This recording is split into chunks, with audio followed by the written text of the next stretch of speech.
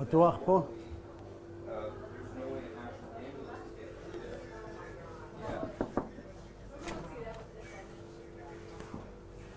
And right now our general response time is 3 minutes. יופי. שבו שנייה. Okay. This is our hot room. How do you say cheder matzav? This is our command center. We're gonna go inside and I'll show you a little about it. אוקיי, אני רוצה שהוא יישאר בכוונה, 2 דקות. שב שמה, מאחורה. We're now in our command center, which is works 24/7, around the clock, every single day of the year. And here, people are here in holidays, people are here Yom Kippur, people are here in Ramadan. In every situation, we have people here making sure the people of Israel are safe. Anyone, God forbid, who needs help, if it doesn't matter what help he needs, if some little baby is choking, if an older person fell in the street or in his home, someone's having a heart attack or a car accident, or God forbid, a bomb attack, shooting or stabbing like we have these days, these people you see in this room are amazing people who make sure that the fastest and most professional response get there really quick. So our goal is 90 seconds response to every emergency. And in some cities, we're even faster than 90 seconds. You see here in this room, he's now in charge of the dispatch center, and he's Muslim. He's Muslim, he lives in East Jerusalem, and he volunteers together with a Hasidic Jew. You see this Hasidic Jew came in from, he's from Brooklyn originally, and they work together on any situation, in every type of situation, in war, in times of peace. We treat about 750 people every day here. Every single ambulance organization in Israel, they have 100 ambulance organizations in Israel. When they have a call coming in, they automatically let us know about it, because they send an ambulance crew to the person, but it takes them time geographically. We have people spread around the country. So within seconds, we know who's the closest to every emergency based on his GPS location. So people could call an ambulance, we will respond and be there and stabilize the patient till the ambulance arrives. So we're not there to replace ambulance. United Hatzalah is here to actually treat the people in the gap between the emergency happening until the ambulance is arriving. So it's a new concept of an organization who's not there to replace ambulance systems. We have ambulance systems in Israel. EMS exists in the country, but we are here for the first seconds. We want the most professional people in the country to be there, to get treated. If someone's hurt, they'll get immediate treatment. And that's why we use so many different types of people. You see here, this is an Orthodox volunteer. איפה אתה גר? He lives in Ramla, which is near Ramla, in a city we have a lot of trouble now. And this guy lives in East Jerusalem. They're a Muslim and a Jew working together here in cooperation with love, in coexistence, we call it. Because we realize that we have to get all the best people in the country to be part of this organization. So we get people from all backgrounds. We have religious volunteers, secular volunteers. We have volunteers who are vegetarian and volunteers who love big steaks.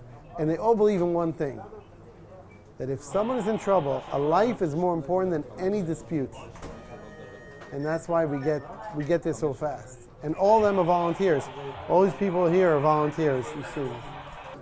Ramzi, every volunteer that has an Ambu-cycle, you could see him here. You can see these little Ambu-cycles. We can see how fast he's going, where he's going. If he has an emergency, automatically this is located. We are here right now. This is our center, but we have them all spread around. I'll show you the whole country. You'll see. This is Jerusalem area, but look, all the big cities you see here, we have spread outs of volunteers on motorcycles, heroes, who come with these motorcycles like Superman. We can't fly, but this is the closest we can get. And they can actually respond to these emergencies really quick. Nothing stops them. Not traffic, not anything. They go on the sidewalks, they have a siren, I'll show you soon. And the volunteers have all the medical equipment an ambulance has on the back of these motorcycles. So we call them Ambu-cycles. This is a concept we started here in Israel, and we saved thousands and thousands of people. Last year we treated 260,000 people within an average response time of 3 minutes, which is the fastest in the world. And that's because we have 3,000 meshuganas. You know what meshuganas is, Ken? Meshugaim. We have 3,000, he doesn't know Yiddish, he's an Arab, but we have 3,000 meshuganas, crazy people who are willing to drive. Yeah, and they're willing to do this in every single minute of the day. Then we have all the volunteers carry a phone on them, and we have their location on our system. So it's like all these technologies today with Uber and everything else. We have a life-saving Uber, where every volunteer is located immediately if someone's in trouble around their area. So the closest 5 volunteers get alerted on their phone, getting an alert on the phone saying a little baby is choking around the corner. And they leave everything they do, run into their cars or into their ambu-cycles, drive, get there really quick, take out the medical bag, and run and save that person. It's for free. This is not a business. This is a charity. This is an organization that doesn't charge anything for its services. None of the volunteers get paid, and none of the victims have to pay. We provide donors from around the world support this organization. So they buy us the bikes, they buy us the defibrillators, the vests, the equipment, and everything else. And we're able to respond to emergencies thanks to thousands of donors who support this organization. We know, by the way, this is a system we know if any missiles attack on Israel. The Army, this is an Army beeper alert, pager alert. They let us know if a missile is on the way to somewhere, which direction did it go to, where. So before it lands, we already send our volunteers wearing bulletproof vests and helmets in order for them not to get hurt towards the area that they could treat victims that will have that, unfortunately. So it takes a missile between 30 seconds and 3 minutes to reach the ground. Our volunteers are usually on the way to the scene or actually on the scene already while the missile is hitting, because we know the direction with the Israeli. That's Israel. Can't just go. So we could see actually the volunteers, let's say on the way to a call. Traffic cams. We could see the traffic in most of the roads in Israel, and we could actually sometimes see accidents happen, let our volunteers know about this. This is police cameras, so they let us tap into them, and we could have, it's like believers who believe in God have to see these cameras, they'll believe even more. Because you could see a camera seeing from up on top everything that's going on. God sees the same thing. A lot better resolution, and a much better resolution. So we actually are the big brother watching over the roads in Israel. And if something happens, we don't even have to wait for a call. Our volunteers are always constantly watching what's going on in the roads. And if they see something happen, you see the traffic stop, they know something's wrong. He started volunteering here. He did civil service, army service here in Hatzalah. So actually, he's a volunteer, but he did 2 years of army service. It's recognized, this organization, as especially for ultra-Orthodox Haredi people who don't do the army because they're very religious. They don't want to go in between men and women and other different reasons. So they could do army here. It's considered like army. And he did it here. He's a wonderful guy now. He's married. He has how many kids? 2 kids. And he still volunteers, which is amazing. He told me my thing is upside down here.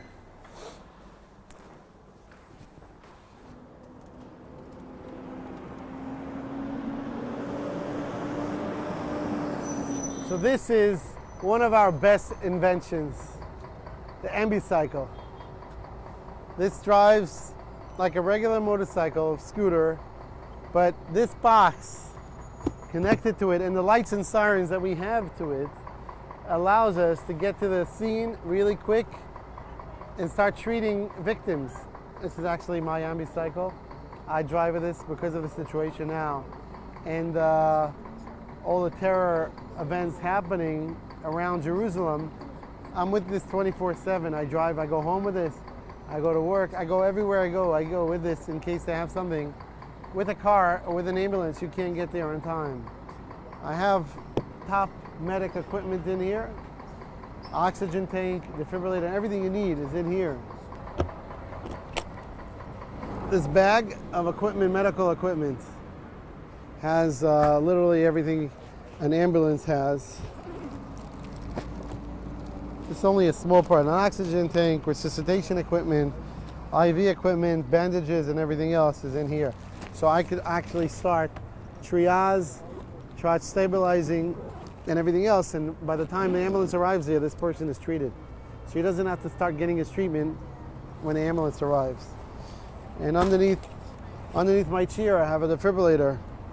So that way, if I go to call, when I go to call, I could actually start.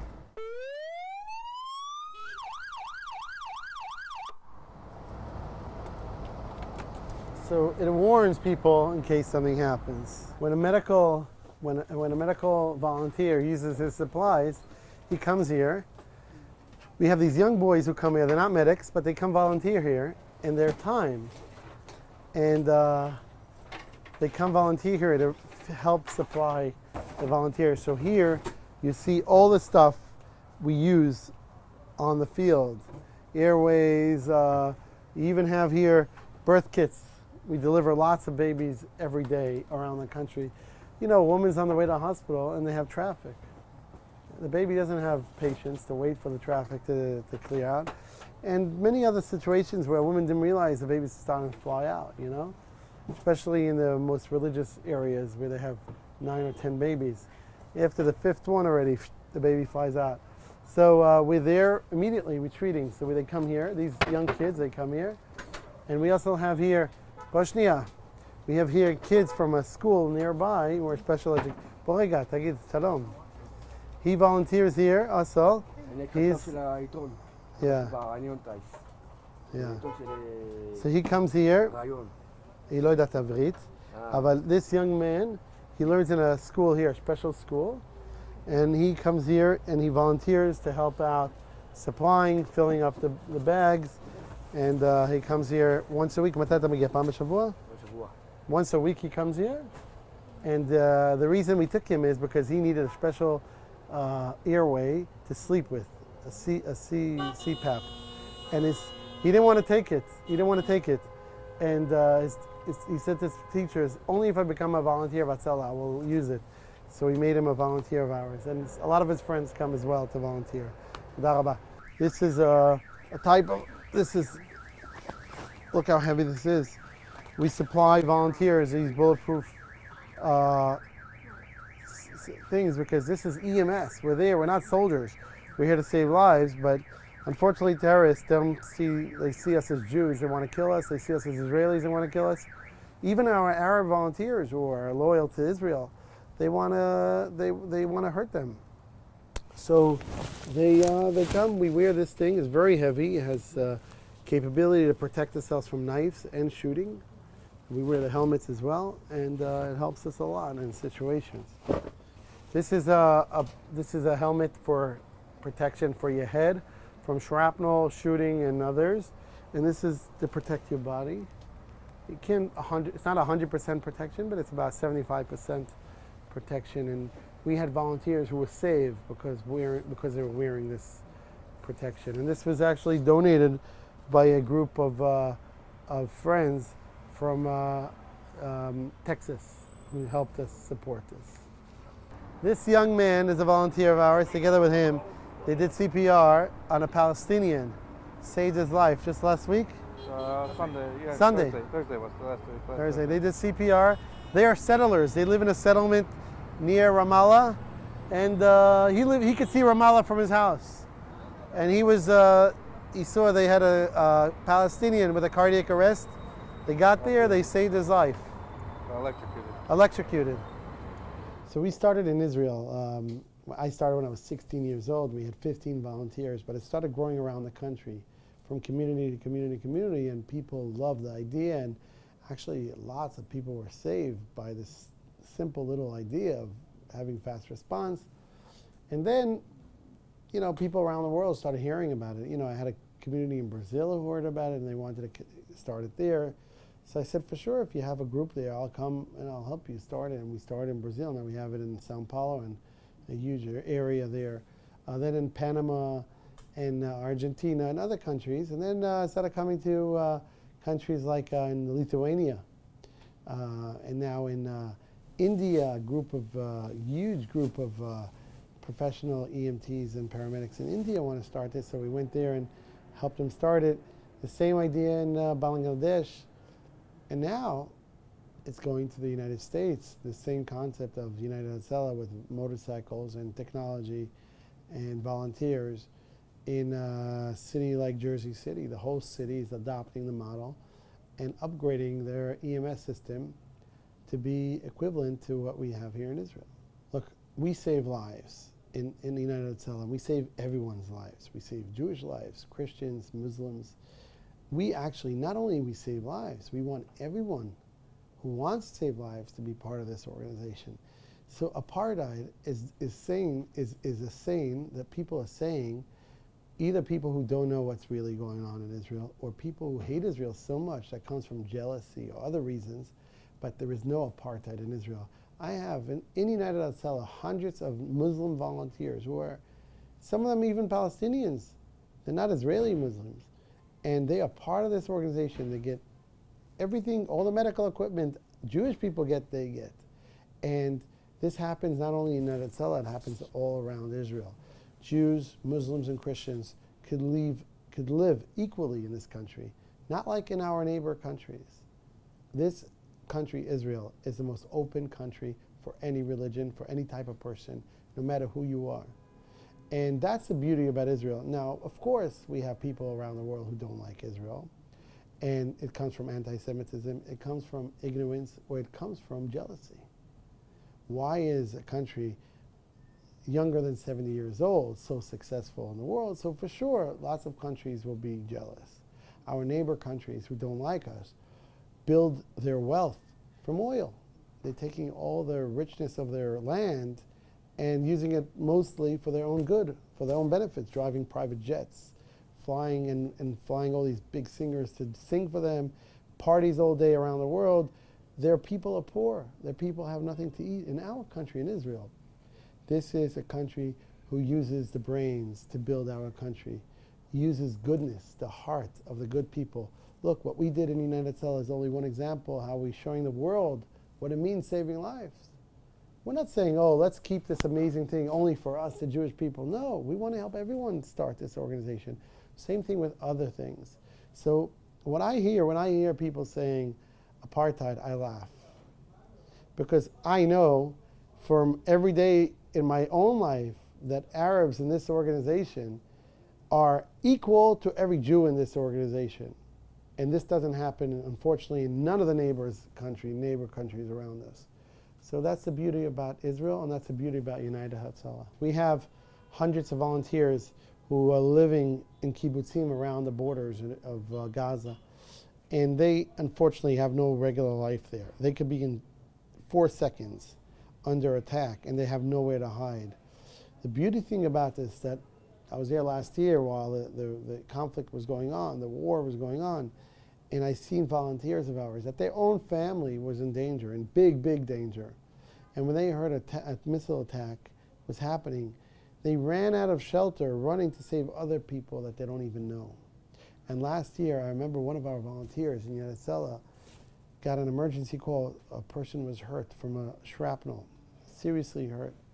He ran to save this person. This person was not even a Jewish person.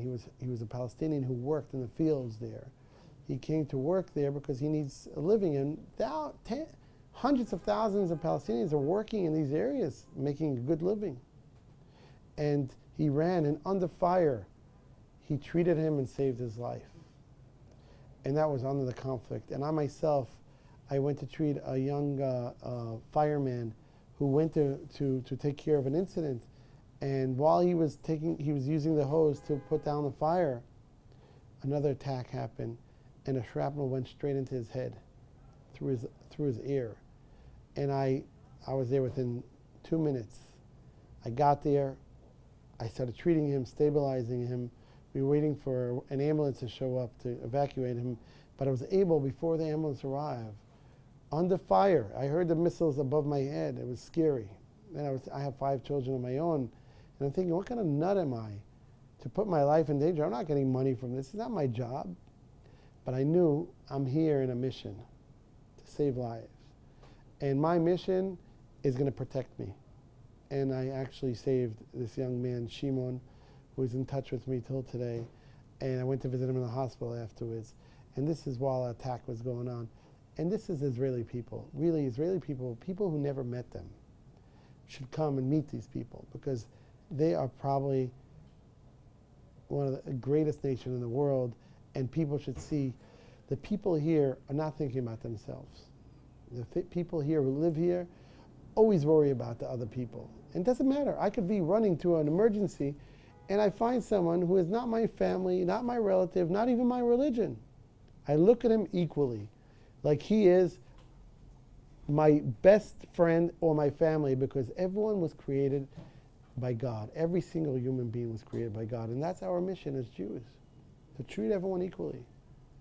We just had last week, Saturday night, a terrible event where a terrorist young man came with a knife, started stabbing people. And this was right next to the Western Wall. And people were surprised. They were coming back from, the holiday, the Sukkot and everything. And this was on Saturday night after a beautiful Shabbat. And this young terrorist started stabbing this young man, and another person ran to help him. He wasn't even attacked. And then he himself was killed as well. Our volunteers arrived there with the motorcycles, the Ambu-cycles, inside the old city of Jerusalem, the Shuk, the little market ways. They were going down the steps with the motorcycles. They knew people needed help. That a woman, this man that was killed, his wife was injured seriously with a knife still stuck in her body. Our volunteers ran to her. They ran to her children, who were injured as well. They started treating. One of her kids had a bullet in his leg, and because the terrorist grabbed the gun from one of these people, the protection gun he had, and they started treating this woman. And the next day, hearing that this woman woke up, and eventually she'll be released. I just heard tomorrow she'll be released. Gives me a great satisfaction, because I know that for the first 25 minutes, our volunteers were stabilizing and treating her, and unfortunately, they couldn't save her husband. But this woman will be saved, and her children will have a mother, and the children were saved as well. So this gives me the motivation and satisfaction to go ahead and to continue United Hatzalah's work, not only in Israel, but all around the world. United Hatzalah Jerusalem volunteers in Jerusalem. That's it. There's a report of an elderly man lying unconscious. Got it. Behind the way, there was motorcycle.